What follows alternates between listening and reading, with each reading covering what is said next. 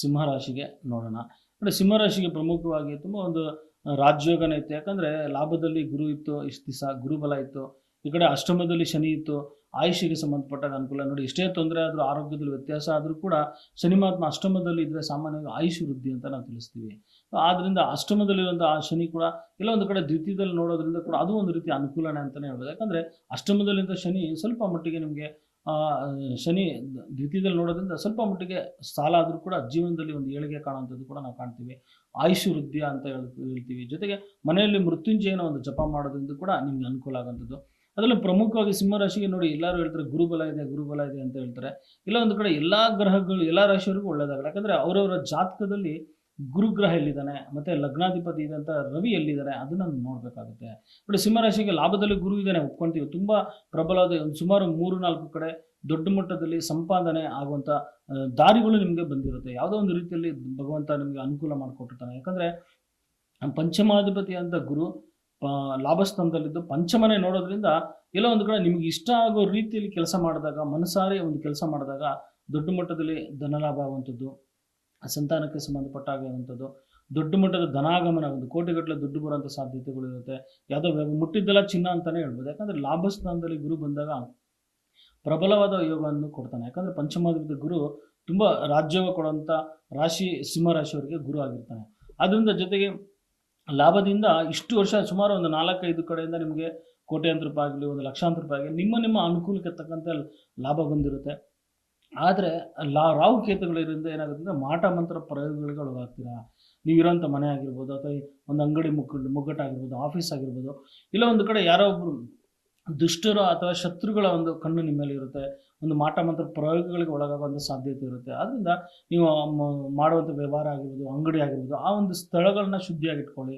ಜೊತೆಗೆ ಆದಷ್ಟು ಆ ಅಂಗಡಿ ಅಥವಾ ಮುಗ್ಗಟ್ಟಲ್ಲಿ ಒಂದು ಅಷ್ಟದಿಗ್ಬಂಧನ ಸ್ಥಾಪನೆ ಮಾಡ್ಕೊಳ್ಳಿ. ಯಾಕಂದರೆ ಈ ಕಡೆ ಗುರುಬಲ ತುಂಬ ಪ್ರಬಲವಾಗಿ ಒಳ್ಳೆ ಯೋಗ ಕೊಡ್ತಾ ಇದ್ದಾನೆ.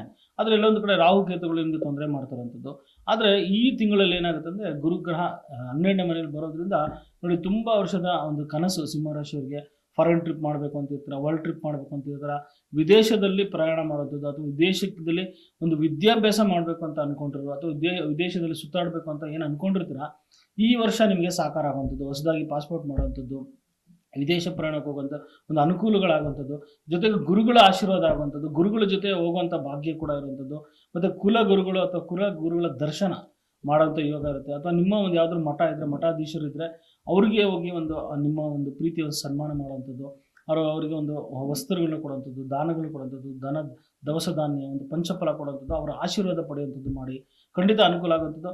ಆದರೆ ಸಿಂಹರಾಶಿಯವರಿಗೆ ಏನಂದರೆ ನಿಮ್ಮ ಮನೆಗಳಿಗೆ ಒಂದು 5 ಜನ ಒಂದು ಗುರುಗಳಿಗೆ ಮನೆಗೆ ಕರೆಯುವಂಥದ್ದು, ಅವರಿಗೆ ಒಂದು ಸನ್ಮಾನ ಒಂದು ಕೊಟ್ಟು ಅವರು ನಿಮ್ಮ ಕೈಲಿ ಆದಷ್ಟು ಒಂದು ನಿಮ್ಮ ಕೈಲಿ ಏನಾಗುತ್ತೆ ಅಷ್ಟೊಂದು ದಾನ ಧರ್ಮ ಮಾಡಿ ಖಂಡಿತ ನಿಮಗೆ 12ನೇ ಮನೆ ಇರುವಂಥ ಗುರು ಪ್ರಬಲವಾಗಿ ನಿಮ್ಮಲ್ಲಿ ಒಂದು ದೈವಿ ಶಕ್ತಿ ಕೊಡುವಂಥದ್ದು, ಒಂದು ಕುಲ ಗುರುಗಳು ಅಥವಾ ಒಂದು ಮನೆ ದೇವರ ಒಂದು ಆಶೀರ್ವಾದ ನಿಮಗೆ ದೊರೆಯುವಂಥದ್ದು, ಇನ್ನೂ ದೊಡ್ಡ ಮಟ್ಟದಲ್ಲಿ ಸಾಧನೆ ಮಾಡೋಕ್ಕೆ ಆ ಒಂದು ಶಕ್ತಿ ನಿಮಗೆ ಆ ಗುರುಗಳಿಂದ ಸಿಗುವಂಥದ್ದು. ನೋಡಿ ಎಲ್ಲ ಒಂದು ಕಡೆ ಲಾಭದಲ್ಲಿ ಇರುವಂಥ ಗುರು ತುಂಬ ಚೆನ್ನಾಗಿ ನಿಮ್ಗೆ ಒಳ್ಳೆಯ ಲಾಭವನ್ನು ಕೊಟ್ಟು ಇದು ಹಣ, ಆಸ್ತಿ, ಅಂತಸ್ತು, ಅಭಿವೃದ್ಧಿ, ಒಂದು ಪ್ರಮೋಷನ್ನು, ಕೆಲಸದಲ್ಲಿ ಅಭಿವೃದ್ಧಿ, ಒಂದು ಪೋಸ್ಟಿಂಗು, ಈ ರೀತಿ ಎಲ್ಲ ರೀತಿಯೂ ಕೊಟ್ಟರೂ ಕೂಡ ನಂತರ ನಿಮಗೆ ವ್ಯಯಸ್ಥಾನದಲ್ಲಿ ಬಂದಾಗ ಏನಾಗುತ್ತೆ ಅಂದರೆ ಒಂದು ಪುಣ್ಯಕ್ಷೇತ್ರಗಳ ದರ್ಶನ, ಪುಣ್ಯಕ್ಷೇತ್ರಕ್ಕೆ ಹೋಗುವಂಥದ್ದು, ವೈಷ್ಣೋದೇವಿ ಆಗಿರ್ಬೋದು, ಅಥವಾ ದೊಡ್ಡ ದೊಡ್ಡ ಶಿವನ ದೇವಸ್ಥಾನ, ಶನಿಮಹಾತ್ಮ ದೇವಸ್ಥಾನ, ಶಿರ್ಡಿ ಸಾಯಿಬಾಬಾ, ಅಥವಾ ಇಡೀ ಒಂದು ಎಲ್ಲೆಲ್ಲಿ ಪುಣ್ಯಕ್ಷೇತ್ರಗಳಿದೆ ಅಲ್ಲೆಲ್ಲ ಹೋಗುವಂಥ ಭಾಗ್ಯ ಸಿಂಹರಾಶಿಯವರಿಗೆ ಪ್ರಾಪ್ತಿಯಾಗುವಂಥದ್ದು ನಾವು ಕಾಣ್ತಾ ಇದ್ದೀವಿ. ಇದ್ರ ಜೊತೆಗೆ ನೋಡಿ ಲಗ್ನದಲ್ಲಿ ಕೇತು ಇರುವಂಥದ್ದು, ಕೇತುಗಳ ಶಾಂತಿ ಮಾಡಿ ಅಥವಾ ಮನೆಯಲ್ಲಿ ಅಷ್ಟದಿಗ್ಬಂಧನ ಸ್ಥಾಪನೆ ಮಾಡುವಂಥದ್ದು, ಮತ್ತು ಆಂಜನೇಯನ ಒಂದು ಚಕ್ರವನ್ನು ಬರೆಸಿ ಮನೆಯಲ್ಲಿ ಸ್ಥಾಪನೆ ಮಾಡಿ, ಅಥವಾ ಶ್ರೀಚಕ್ರ ಇದ್ದರೆ ಶ್ರೀಚಕ್ರನ ಬರೆಸಿ ನಿಮ್ಮ ಮನೆಯಲ್ಲಿ ಸ್ಥಾಪನೆ, ಅಥವಾ ಅಂಗಡಿ ಮುಗ್ಗಟ್ಟು ಇರ್ಬೋದು, ಆಫೀಸಲ್ಲಿ ಸ್ಥಾಪನೆ ಮಾಡಿ ಪ್ರತಿನಿತ್ಯ ಅದಕ್ಕೆ ಒಂದು ಧೂಪ ದೀಪ ನೈವೇದ್ಯಗಳು ಮಾಡಿ ಖಂಡಿತ ಈ ರಾಹುಕೇತುಗಳ ಪ್ರಭಾವ ಏನಿದೆ ಅದು ಕಮ್ಮಿ ಆಗುವಂಥದ್ದು. ಆಗ ಗುರುವಿನ ಒಂದು ಪ್ರಭಾವ ಹೆಚ್ಚಾಗುತ್ತೆ. ಈ ಜೊತೆಗೆ ಏನಂದರೆ ನವಮದಲ್ಲಿರುವಂಥ ಕುಜ ಇನ್ನೊಂದು ಕಡೆ ಸ್ವಲ್ಪ ಕೆಲಸ ಕಾರ್ಯಗಳಲ್ಲಿ ಅಡೆತಡೆಗಳು ಇದ್ದರೂ ಕೂಡ ಗುರುವಿನ ಪ್ರಭಾವ ಸ್ವಲ್ಪ ಮಟ್ಟಿಗೆ ಅನುಕೂಲ ಆಗುವಂಥದ್ದು. ಆದರೆ ರವಿಗ್ರಹ ನಿಮಗೆ ಲಾಭಸ್ಥಾನದಲ್ಲಿ ಬರುವಂಥದ್ದು.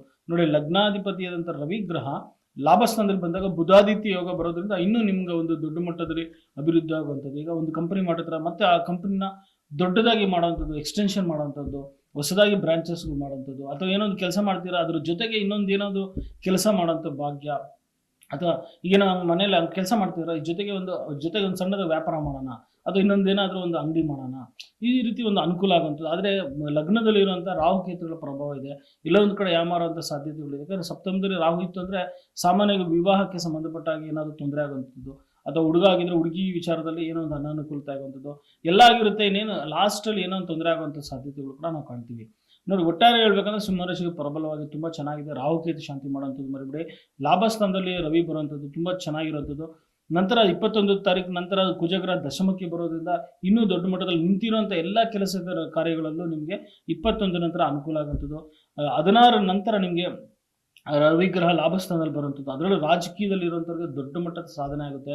ಅದರಲ್ಲಿ ದಶಮದಲ್ಲಿ ಇರುವಂಥ ರವಿಗ್ರಹ ನಿಮಗೆ ಎಲ್ಲ ಕೆಲಸ ಕಾರ್ಯಗಳೆಲ್ಲ ಅನುಕೂಲ ಆಗುವಂಥದ್ದು. ಯಾವುದೊಂದು ಈಗ ಸರ್ಕಾರಕ್ಕೆ ಸಂಬಂಧಪಟ್ಟ ಯಾವುದೇ ಒಂದು ಕೆಲಸ ಕಾರ್ಯಗಳಲ್ಲಿ ಕೂಡ ಬಹು ದೊಡ್ಡ ಮಟ್ಟದ ಸಾಧನೆ ಅನುಕೂಲ ಆಗುವಂಥದ್ದು. ಜೊತೆಗೆ ನೋಡಿ, ರವಿಗ್ರಹದ ಸಾಮಾನ್ಯಗೆ ಒಂದು ಆದಿತ್ಯ ಹೃದಯ ಪಟ್ನೆಯೋಣ ಅಂತ ಮಾಡಿ, ಜೊತೆಗೆ ರವಿಗ್ರಹ ಏನು ಮಾಡಂತಂದರೆ ಸಾಮಾನ್ಯಗೆ ಸಿಂಹರಾಶಿಯವರಿಗೆ ದೃಷ್ಟಿ ದೋಷ ಜಾಸ್ತಿ ಇರೋದ್ರಿಂದ ಒಂದು ನಿಂಬೆಹಣ್ಣ ಒಂದು ಶಕ್ತಿ ದೇವರಿಗೆ ಕೊಟ್ಟು, ಆ ಶಕ್ತಿ ದೇವರಿಂದ 2 ನಿಂಬೆಹಣ್ಣು ತಂದು ನಿಮ್ಮ ಒಂದು ದೃಷ್ಟಿ ತೊಗೊಂಡು ನಿಮಗೆ 4 ದಾರಿಯಲ್ಲಿ 4 ಒಂದು ಭಾಗಗಳು ಮಾಡಿ 4 ದಿಕ್ಕಿಗೂ ಎಸಿರಿ. ಸೊ ಇದು ಮಾಡೋದ್ರಿಂದ ನಿಮಗೆ ಆ ದೃಷ್ಟಿ ದೋಷ ಇರೋ ಮಾಟ ದೋಷ ಇದ್ದರೆ ಅದು ಖಂಡಿತ ನಿಮಗೆ ನಿವಾರಣೆ ಆಗುವಂಥದ್ದು.